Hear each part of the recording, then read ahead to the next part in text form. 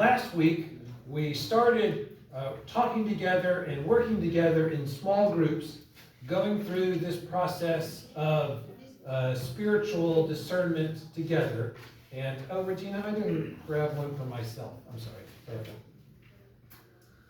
So we went through numbers 1, 2, and 3 last week, and I wanted to share. Thank you very much.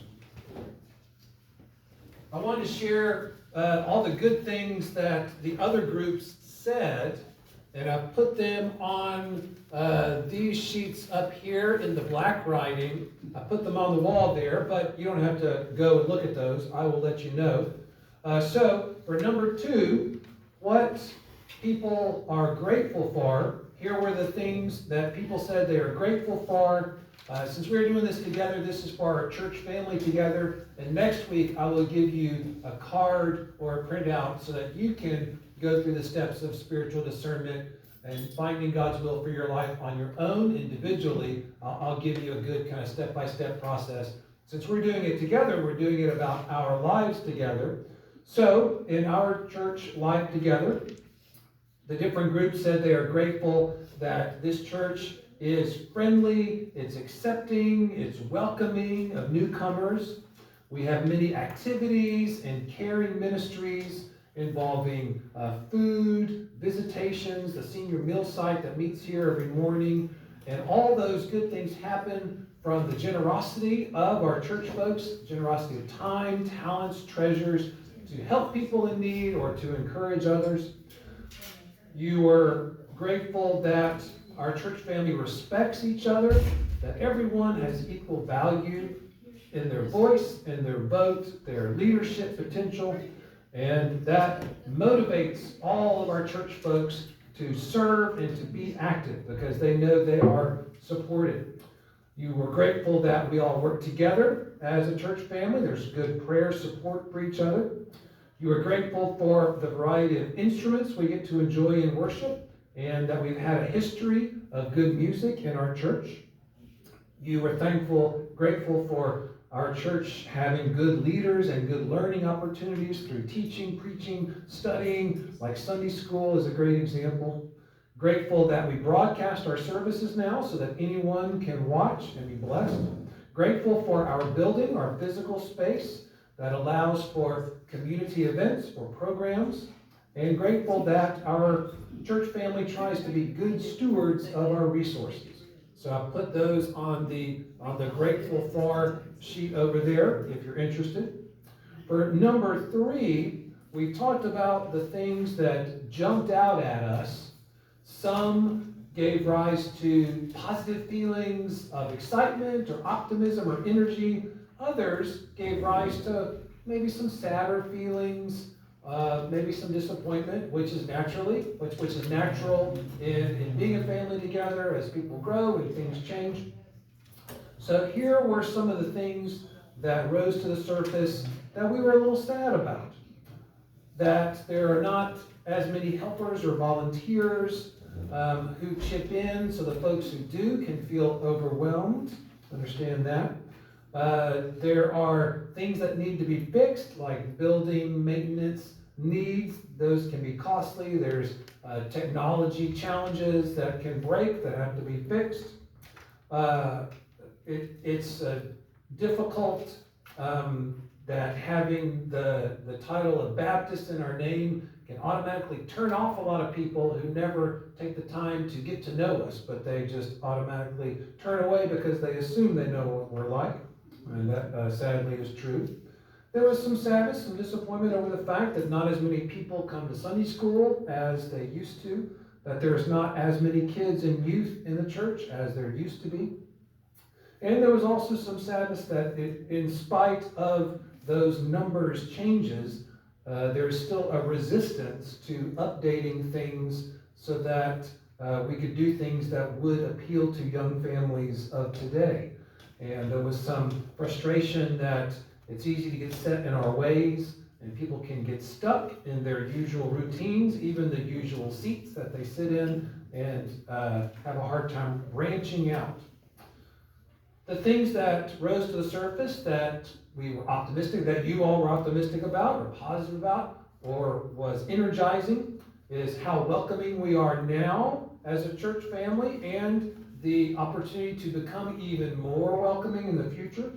The fact that in our church there is a diversity of opinions, but still a cooperative spirit, and we work together. Energized by the care ministry and all the good things that the care ministry does to show support and encouragement and love.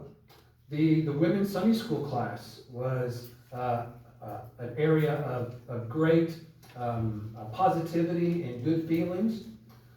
People were excited about the new music that our new music minister will bring. They're excited that people in our church are at work, helping others, are being generous, giving of their time and their talents.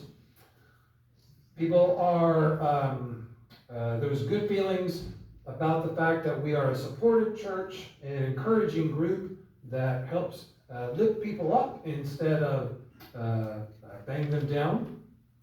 It was energizing that we can reach out to our community, the things that we have done in the past, that we will do more of in the future when we do our trunk or treat time during Halloween, when we collect food for our first responders in town, when we cook meals for the teachers in town, when we have community programs in the sanctuary, the senior mill site here. There was a lot of excitement over all those good things that we can do, and there was optimism about reaching out to new people in our community. There's a lot of new people moving into our community, which gives opportunities to invite them to come on like Wednesday or Sunday or church activities, invite them to come and be a good part of the things that we are doing. So those are all the things that all of the groups said last week, and again, I wrote them on these sheets in the black markers right there.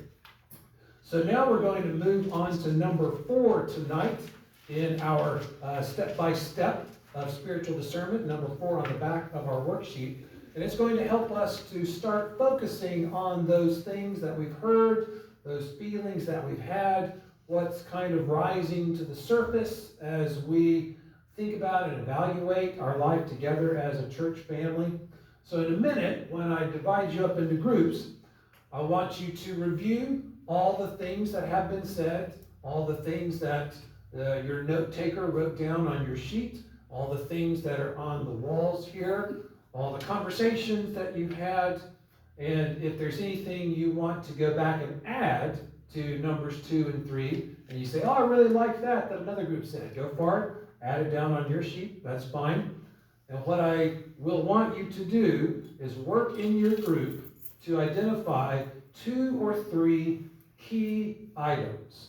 And an item could be an issue, an activity, an opportunity, a challenge, something, some word, some focus. So 2 to 3 key items for our church to focus on that you can sense rising to the top.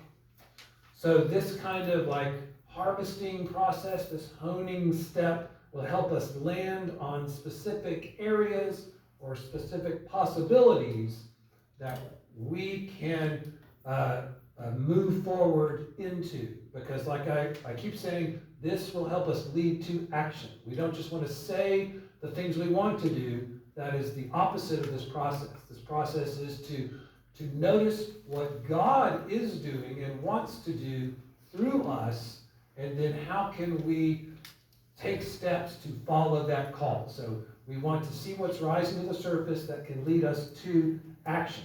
So when I divide you up, I want all the people in your group to speak up, to name an area of invitation that you're hearing or an area of concern. And as people are sharing, I want you to notice if you hear some agreement, if one person says one thing and another person says, oh yeah, me too. Or notice areas of disharmony. If someone says, well, I don't think that's a priority, and someone says, well, I think it should be. I want you to notice that. That's going to happen. There's going to be agreements and there's going to be differences of ideas. So, to divide us into groups, first, if you were here last week, I want you to get in those groups from last week. If you were not here last week, then Wayne, can you sit at that middle table and collect all the awesome people who are now here this week that were not here last week. Does that make sense? All right, so jump on in with number 4 and make sure everybody shares and start working on number 4. And if you finish that before we reconvene, you can move forward as well. Okay. So, coming up with 2 or 3 key items from our review. Okay, I was. There you're right. I can't think of it. Last week we said it should have. Probably would have been happy to just leave on my card Yeah, if you're done with number 4, you can move on to number 5. If you're still on number 4 and you're getting a lot of key items, really try and hone and focus down to 2 or 3. So it's okay to stay on number 4 for a while because number 4 is really important. So feel free to spend extra time on number 4 if you want to kind of really focus and hone down to 2 or 3 items. And if you want to move ahead to number 5, you certainly may. There would be no growth. All right, I'm going to start calling time for tonight.